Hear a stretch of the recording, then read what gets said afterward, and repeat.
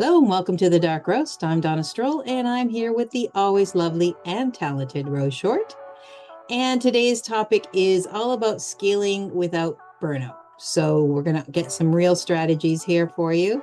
Nobody warns you that when your business starts growing and you finally start hitting that moment, sales are coming in, people are paying attention, you're like, woot, and then suddenly you have less time than when you started, because scaling does not fix chaos. It kind of multiplies it. So the goal here is to help fix that so you can scale and not lose your mind. We like to think about burnout only being a corporate problem, but it's a problem anywhere. And even if you're running your own business, even if you're working toward those 2 hours a day that you were promised, that is not real. And thankfully, that marketing has seemed to stop. It's going to happen, and it's going to hit you in ways that you're not prepared for if you haven't prepared for it, right? So you're saying growth really amplifies the problem. It doesn't solve it, especially if you're a solopreneur, right? If you are the only one doing anything for your business, then you don't really own a business. You own a job with an attitude, right? The business is owning you at that point. So it's super important that you guys learn. This is why we talk about time management, blocking out, but understanding that content creators get burned out. Product reviewers get burned out, right? All these UGC creators get burned out.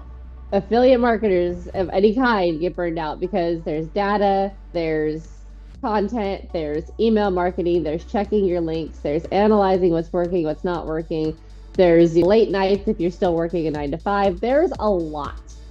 And as you scale, that just compounds because now you have more comments to respond to, more DMs to respond to. You're getting more trolls. You're getting more other marketers popping into your DMs trying to figure out what you're doing and what they can sell you. So it can get overwhelming very quickly. And the numbers are pretty staggering, right? So you've got 53% of founders have experienced burnout. That information was from 2024. Up to 66% of workers, just your average worker is talking about burnout. 72% of entrepreneurs report high stress. Stress is bad, right? It reduces your productivity. It can actually stall your growth. And the bottom line is over half of your founders right now are burnt out. Most entrepreneurs are dealing with high stress levels. So it's not just you, it's everybody.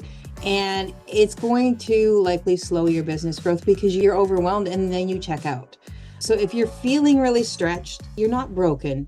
This is about your systems. And that's how you start to alleviate that burnout and that stress, is by implementing systems.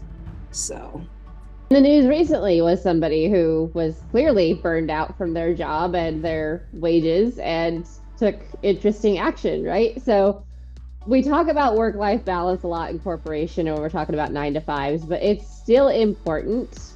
We talk about you should build a business that fits your life instead of building your life around your business, but that can still lead to an imbalance in your work life. It can still lead to you're answering emails at 2 a.m., you're taking calls at dinner time and pissing your wife off. It can still lead to these things because you become the bottleneck, right? You're doing not only the $5 tasks, but also the $200 an hour tasks. And that over time brings all of your task value down, right? So your $200 an hour value is now really 10 or 5 because you're doing everything. And that one sale is covering that top part of your hour gap, but it's not covering everything else. So without systems in place, everything defaults back to you. Again, responding to comments, responding to DMs, handling your email marketing, making sure your emails are actually going through, they're not going to the spam folder, making sure your leads are coming in, making sure that they're actually subscribing. And then you have a bit of an emotional attachment, right? Especially if you're a control freak. Because, exactly, guilty. Because the thought of handing it off to someone else gives you more stress, right? Because you're like, well, if I don't handle it, it's not going to get handled. And that's especially true for a lot of solopreneurs, because a lot of us, that's how we are in our day-to-day life, right? With the house. I might as well just do it because I've asked it to be done. It's been a week. It's not going to get done. I'm just going to do it and stop asking for help, right? So you could easily fall into that same trap with your business. And it's important that you recognize that that's what you're doing, because you don't need more hustle, right? Hustle culture is the worst. Yes. Not saying don't work hard, not saying don't put in the hustle when you need to, but you don't need to be hustling 24/7, 365. You need a better structure. You need better systems, right? Plan your work. It'll all work out. So right now, chances are you're still doing things that your business has kind of outgrown, because you're not really sure when to pull certain triggers and when to hire out or use AI automation or automate certain workflows. And that's kind of what you really need to get to and learn to recognize and make that leap when you can. And there's sort of a 5 sort of level time where you can reclaim your time. It's like a framework, and it's pretty straightforward. Level 1, you need some awareness. You need to audit your time. Track 3 days of your time. And I know no one likes to do that. It's even when you're at work and they give you the sheets where you have to write out what you did that day, whatever. It sucks, but there's a reason for it. You're auditing your time to see what you're doing. You're trying to identify CEO work versus busy work, things that are just tasks that need to be done, and energy drain versus energy builders, right? These are the things that you're doing. The next level is your elimination. That's where you're cutting some of the dead weight. Stop doing those low ROI things, right? You don't have to, if you don't have to do them. If they don't move revenue, why are you doing these tasks? Not every platform deserves your time. So maybe you're across 15 platforms. Look at them all and see which ones are actually giving you some value, or just sucking time and energy from you. Maybe you don't need that one. Maybe that platform is just not the platform for you. Stop wasting energy on it. Stop wasting time. Stop wasting money on it.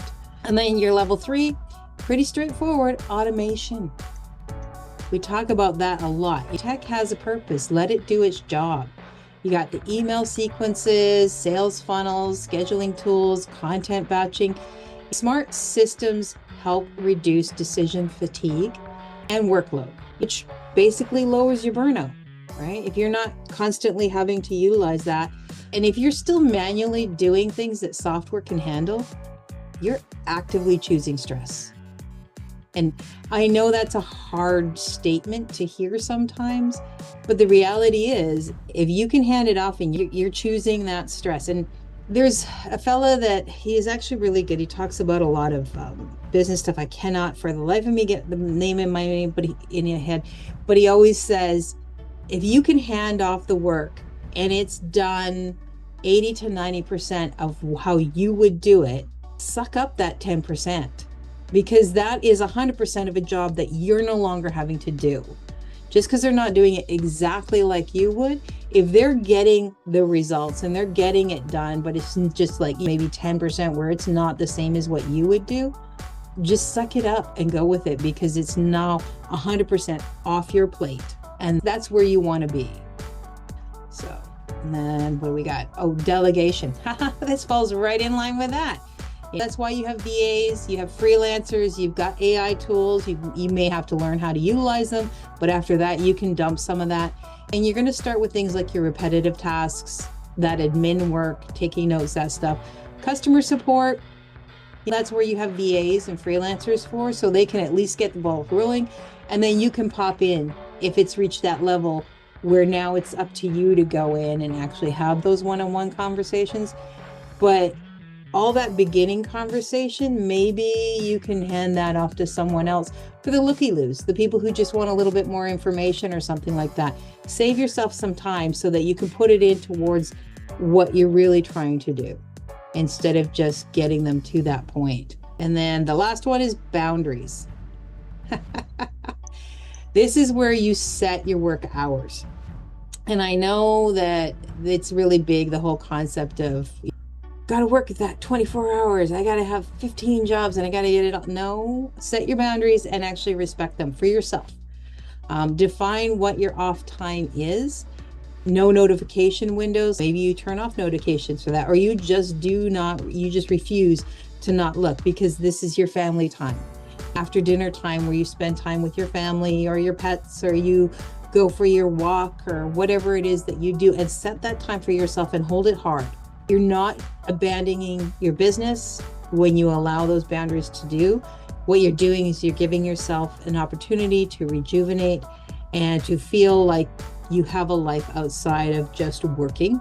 And then also protect your CEO thinking time, right? So when you have time, you need to set time for what you're doing and thinking about what you're doing, and not just constantly chasing tasks because tasks are there. And those flexible work structures are proven to improve motivation and to reduce the burnout. So if you don't set the boundaries, your business will absolutely take it over, because the more you give it, the more it's going to take. It is absolutely a narcissist that way. It doesn't care. Yeah, my favorite example of that is Eminem, right? He's a very successful rapper, very well known all around the world. And every rapper that's ever worked with him, he's like, he treats it like a 9 to 5. He's there at 9 o'clock in the morning. He goes to lunch at noon, and he's off by 5. And it don't matter. He can be in the middle of a verse and it hits 5 and he's out, because he very early on was just like treating this like a 9 to 5. And this is a guy that took years long breaks to raise his daughter and 2 adopted daughters, right? And he's still successful because everyone still knows who he is, and he's still touring. But same thing, he went in with like, nope, this is a job. This is my 9 to 5. This is not, and stuck to it, and power to him. And he's able to maintain that because he set those boundaries and stuck to them. So you can scale without losing your entire life. You can scale without your entire life becoming your business. You have to switch your mindset, which we've talked about a number of times, right? So it's not more hustle, it's better systems. You're not doing everything, but you are owning the outcomes. And you need to go from always being busy to being effective with your time and effective with your strategy. And making those shifts is going to really benefit your business in the long run, especially if you plan on scaling to Russell Brunson size, right? It's going to be super important that you are not handling everything. Well, I mean, even if you're going mid-level, if you look at a lot of the people who are mid-level, they have instituted that. They've instituted having systems and people in place to help them process. They have closers. They have all those kinds of things that are going on. They have automated email sequences, and they have people that help them set those sequences up and all of that stuff so that they're not tracking everything. And eventually, as you're scaling, right, we're talking about people who they're doing okay, but they're starting to get more, and they're like, holy crap, this is my entire life and I don't want to do this anymore. The goal is to not be in that space, is to be able to recognize when you need to let go. So that more hustle is what got you into it, but it's important that you have that mind shift change, and especially the doing everything, because we are control freaks. Most people who get into business when they first start out, it's because I saw something and I decided I could do it better, or I want to take control over my own financial life. And both of those things rely on you being in charge of everything. So learning how to let go is a challenge, but it is really important. That doesn't mean that you're letting go of everything. That owning outcomes, that's where that 80%, but 100% of the job is done. You're making sure that they're doing it right, maybe just not to your exacting standards, so that you're still getting the progress. Because if you, like all these brands, say the big brands, they have their people who are on Twitter or whatever and on Threads and all those places, and they're funny and whatnot. But if they say one wrong thing, the brand still has to own what that person said. So that's where you're at, right? You're still owning the outcomes, positive and negative. So just make sure you're on top of them. But that's where the difference comes. Like, you're not doing all the work, you're just making sure they're doing the work right. And then that busy to effective.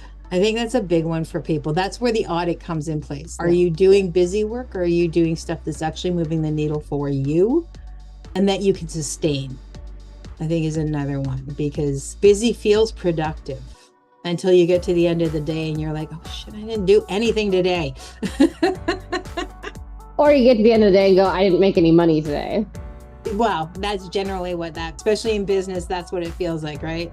It's like you walk from the laundry room and oh, I forgot this and I got to take this there. And you're running around the entire house. And at the end of the day, you're like, why does my house still look the same? I feel like I've been cleaning all day long. Your business is the same. You don't want to be doing all the busy work. You want to just get it done. And that's where you have the help to get it done. So there is definitely that crowd that says work-life balance is for people who don't want success. You've got to be up at 4 a.m. and you've got to be going till 4 a.m. and your family will understand. No, they will not understand if all your time is spent at work. And they've done enough conversations with people who are ready to check out and move on to the next phase of life or death. And none of them have all said, I wish I worked more, right? So don't listen to that. That's crap, right? Short bursts of imbalance where maybe you put a lot of effort in here, but then you've scaled it down. Fine. Permanent chaos is not what you're after. It's not ambition. At that point, it's just poor design. You're running around chasing your tail. So that's not the goal. And there's a really simple action place you can put in to practice right now. So we talked about it before, but audit your week, right? Track your time, audit your week. See where your time and energy is actually going. Find one thing that you can eliminate. Find one thing that you can automate. Find one thing that you can delegate. And then find an hour a day to just completely disconnect. So that might be going for an hour-long walk. That might be reading a book for an hour.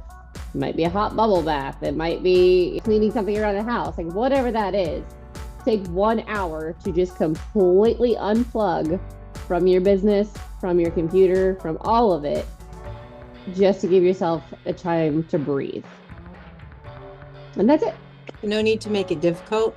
It's pretty straightforward. And you start doing that. And if you do that, even if you at the beginning, you only do that once a month. By the end of the year, you're going to have really streamlined your business, really figured out where things need to go, who can do what you can put off. And all of a sudden, at the end of the year, you do have 10 hours, 12 hours back to yourself in a day where you are literally doing an hour or two a day. But it takes time to get there, and it takes your willingness to hand the reins off to other people and systems in order to get you there. If your business can't run without you, it just owns you, right? So your goal isn't just to build a business.